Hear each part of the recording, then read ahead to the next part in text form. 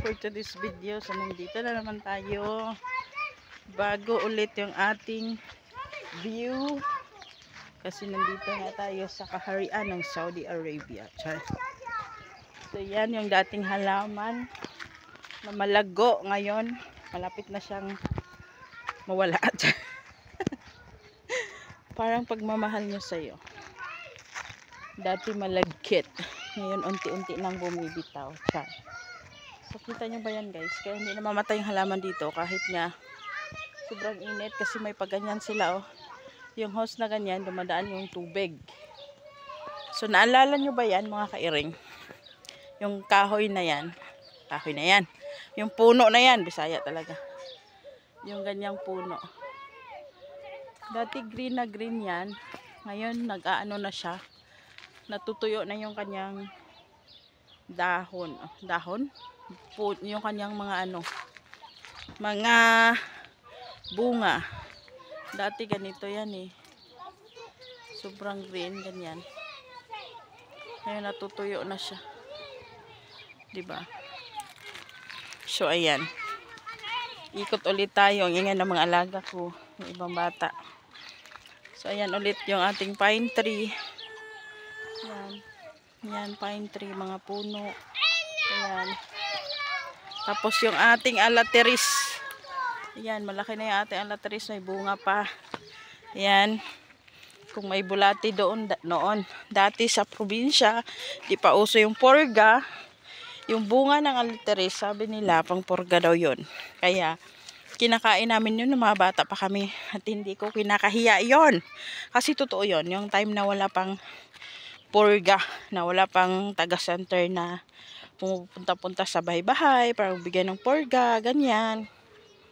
Kaya sabi nila yung bunga daw ng alateris, nakakatulong daw yun para pagpaporga, pangpalabas ng mga bulati sa tiyan.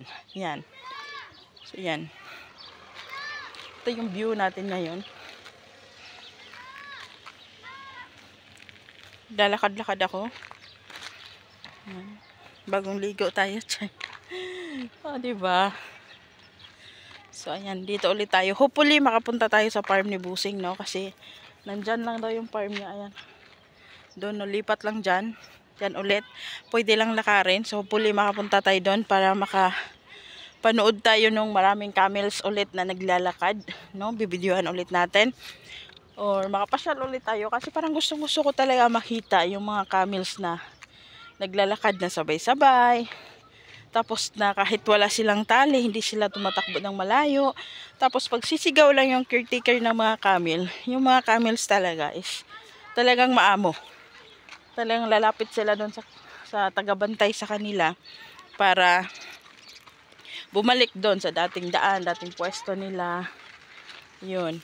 Kaya nakakatuwa yung mga camels, mga kairing. So ayan. So ayan ulit tayo. Yan, ang ganda ng view natin. Yan, dami lang sasakyan. Yan. So, lahat ng bahay na nakikita nyo dito, family yan ng boss ko. Kapatid niya, sister, brother, tapos family house nila. Kaya, ayan mga kairing, ang daming sasakyan. Ang lalaki ng mga bahay nila. Yan, may palaruan ng mga bata. So, parang ano lang talaga. Parang probinsya style na nasa Pilipinas ka. Yan. So, ayan yung bahay nila. Kinakapitan na nung, ano ba itong halaman na to? Parang ito yung halaman na nasa dagat. So, ayan guys. Nakikita niya ba ito mga kairing? Diba itong halaman na to is kadalasan tong tumutubo pag nasa tabi ng dagat.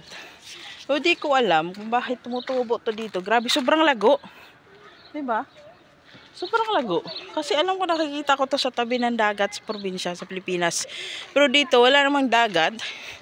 Pero tignan nyo mga kairing, sobrang lago niya. Diba? Ang ganda. Tapos, kaya siguro siya lumalago dito. Kasi nga, diba, itong halaman na to, tumutubo siya sa buhangin.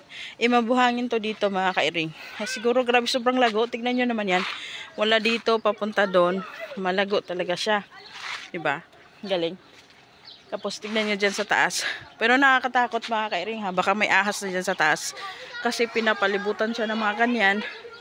tapos nakakapit yung mga halaman dyan sa taas. Kaya parang nakakatakot ba dumaan ka dyan tapos biglang may ahas na hulog sa liig mo. Ay nako, paano na? Chay. Huwag naman sana. So ayan guys, so that's it for today's video. Bukas mag-iikot-ikot ulit tayo, sana makapunta tayo sa farm para may iba naman tayong makikitang view.